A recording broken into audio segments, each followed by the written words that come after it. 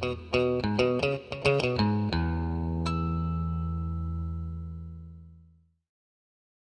and welcome to this short video. On this video, we just wanted to kind of give a reminder about a maintenance item that's often overlooked.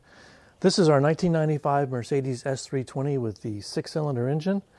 And this is the coolant overflow tank, and the cap on it is quite old. And if you look at it, you can see the rubber starting to deteriorate.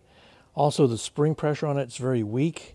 So we went to Mercedes and got a new part. We went to Mercedes-Benz of Gilbert, and the part number is 124-500-0406.